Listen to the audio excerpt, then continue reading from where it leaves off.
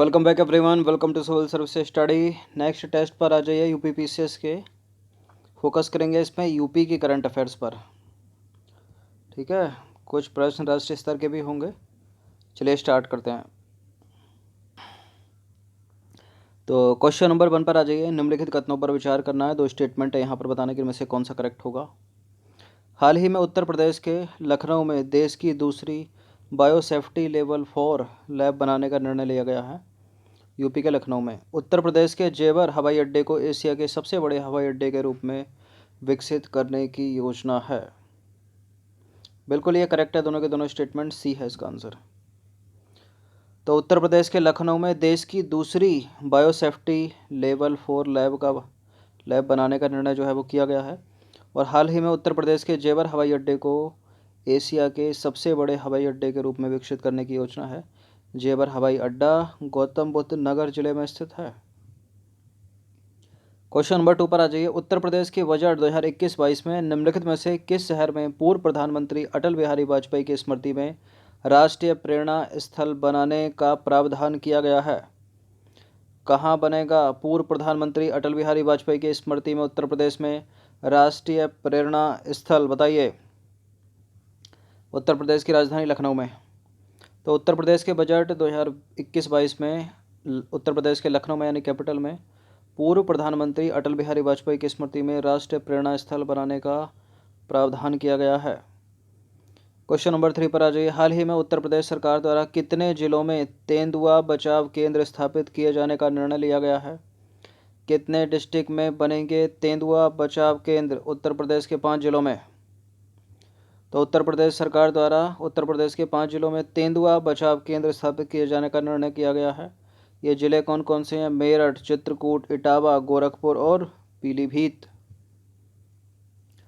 Question number 4 है। हाल ही में उत्तर प्रदेश के किस शहर में गंगा नदी के बीच नदी द्वीप बनाने का निर्णय लिया गया है? जिस तरह से ब्रह्मपुत्र में है ना माजुली नदी द्वीप, उसी तरह से, ठीक है, वो तो प्राकृतिक है, लेकिन ये जो है ये बनेगा कृत्रिम। ठीक है, मानव निर्मित होगा यह नदी द्वीप। ये बनाया जाएगा वाराणसी में। तो हाल ही में उत्तर प्रदेश के वाराणसी शहर में गंगा नदी के बीच नदी द्वीप बनाने का निर्णय जो है वो लिया गया है। क्वेश्चन नंबर 5 है। उत्तर प्रदेश सरकार द्वारा पहला पेपरलेस बजट कब प्रस्तुत किया गया? अभी हाल ही में प्रस्तुत किया गया है 22 फरवरी 2021 को। तो उत्तर प्रदेश सरकार द्वारा पहला पेपरलेस बजट 22 फरवरी 2021 को प्रस्तुत किया गया। ये इम्पोर्टेंट है, डेट याद रखिए। नंबर 6 है। निम्नलिखित कथनों पर विचार करना है। दो स्टेटमेंट है यहाँ पर, बताने के इनमें से कौन सा करेक्ट है। 4 फरवरी 2021 को चौरा चौरी शताब्दी समारोह मनाया गया।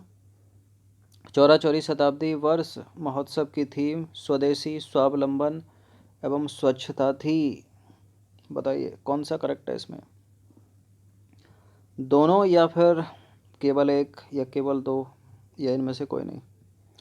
दोनों के दोनों करेक्ट हैं। सी है इसका आंसर।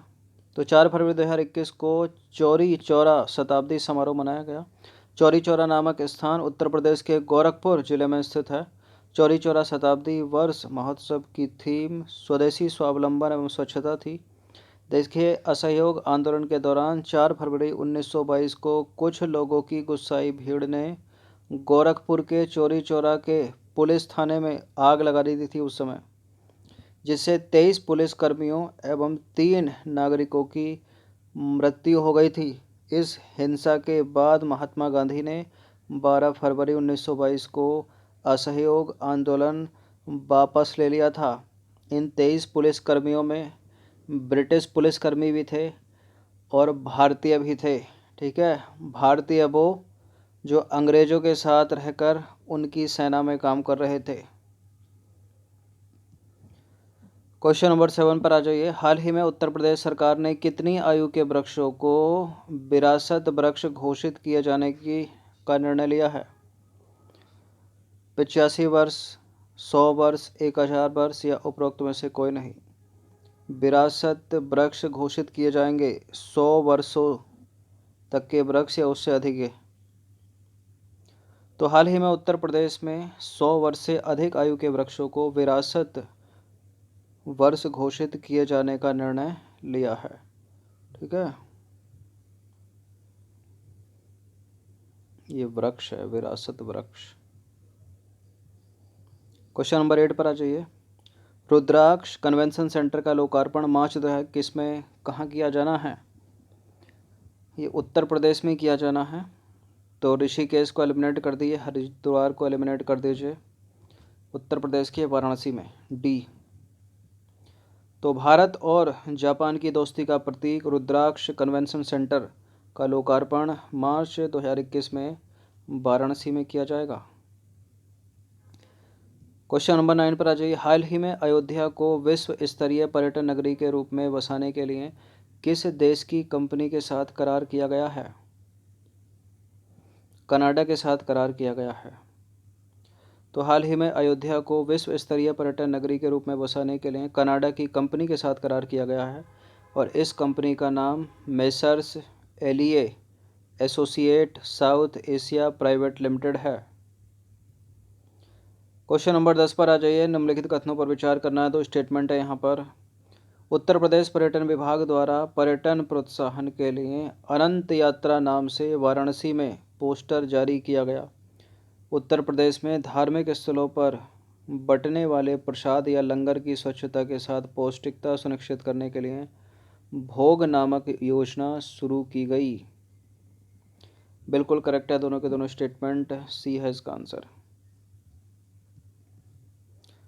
क्वेश्चन नंबर 11 पर आ जाइए। उत्तर प्रदेश सरकार द्वारा किस शहर में चालक रहित पॉड टैक्सी चलाने का निर्णय लिया गया है?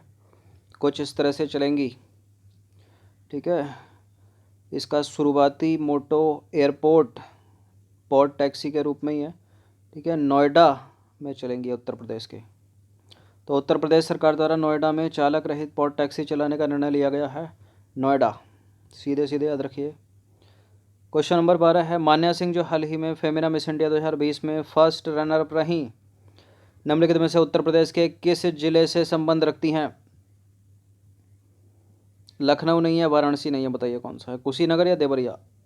Deoria, option number C. तो मान्या सिंह जो हाल ही में फेमिना मिस इंडिया 2020 में फर्स्ट रनर अप रहीं, मतलब दूसरे पायदान पर आई, उनका संबंध देवरिया जिले से है। और फेमिना मिस इंडिया की विनर तेलंगाना की मानसा वाराणसी रहीं। ठीक है, मानसा वाराणसी को उत्तर प्रदेश की ना समझ लेना। मानसा वाराणसी को यह ताज जो है राजस्थान की मिस इंडिया 2019 की विजेता सुमन सिंह राव द्वारा बनाया गया था। तो फेमिना मिस इंडिया 2020 का खिताब किसने जीता है? मानसा वाराणसी ने। और दूसरे स्थान पर कौन है? फर्स्ट रनरअप कौन है? मान्या सिंह, उत्तर प्रदेश की, उत्तर प्रदेश के देवरिया की। क्वेश्चन नंबर 13 पर आ जाइए। हाल ही में 5 लाख व्यक्तियों के कोविड-19 वैक्सीनेशन के लक्ष्य को पूरा करने वाला देश का पहला राज्य कौन सा बना है? चूँकि जनसंख्या ही इतनी ज़्यादा है, ठीक है, तो बन गया पहला उत्तर प्रदेश। तो हाल ही में 5 लाख व्यक्तियों के कोविड-19 वैक्सीनेशन के लक्ष्य को पूरा करने वाला देश का पहला राज्य उत्तर प्रदेश ही है। क्वेश्चन नंबर 14 पर आ जाइए। हाल ही में किस राज्य ने कोविड-19 वॉरियर मेमोरियल स्मारक स्थापित करने की घोषणा की है? कोविड-19 वॉरियर मेमोरियल स्मारक स्थापित करने की घोषणा किसने की है? कर्नाटक को एलिमिनेट करेंगे, बिहार को एलिमिनेट करेंगे, बताइए उत्तर प्रदेश या उड़ीसा? उत्तर प्रदेश या उड़ीसा? उड़ीसा। तो 8 फरवरी 2021 को उड़ीसा के स्वास्थ्य और परिवार कल्याण विभाग ने भुवनेश्वर में एक कोविड-19 वॉरियर मेमोरियल स्थापित करने की घोषणा की है। इस स्मारक का उद्घाटन 15 अगस्त 2021 को किया जाएगा। क्वेश्चन नंबर 15 पर आ जाइए। उत्तर प्रदेश बजट 2021-22 में किसानों की आय को दोगुना करने के लिए निम्नलिखित में से किस योजना की शुरुआत की गई है? ये तो मोस्ट इम्पोर्टेंट प्रश्न हो गया। कौन सी योजना है जो उत्तर प्रदेश में किसानों की आय को दोगुना कर देगी? बजट 2021-22 में प्रस्तावित है। इस योजना का नाम है आत्मनिर्भर कृषक संबंधित विकास योजना। क्या है? आत्मनिर्भर कृषक संबंधित विकास योजना। तो उत्तर प्रदेश बजट 2021-22 में कृषकों की यानी किसानों की आय को दोगुना करने के लिए आत्मनिर्भर कृषक समन्वित विकास योजना की शुरुआत की गई। इस योजना हेतु 100 करोड़ रुपए का प्रावधान किया गया है। 100 करोड़। तो ये 15 इंपॉर्टेंट प्रश्न थे, अधिकतर यूपी उत्तर प्रदेश की करंट से रिलेटेड और कुछ राष्ट्र स्तर की करंट से रिलेटेड। इनकी प्रैक्टिस कम से कम एक बार तो कर लेना। आप सब्सक्राइब कर सकते हो सिविल सर्विस स्टडी चैनल को। ये लाल कलर के बटन को आप दबाकर इसको काला कर दीजिए, ब्लैक कर दीजिए, और बेल आइकन को प्रेस कर लेना नीचे। इस पूरी की पूरी टेस्ट सीरीज़ की प्लेलिस्ट बना रखी है हमने, वहाँ पर आप टेस्ट नंबर 1 से लेकर इस टेस्ट तक पहुँच सकते हो। उसका लिंक आपको डिस्क्रिप्शन बॉक्स में मिल जाएगा। धन्यवाद।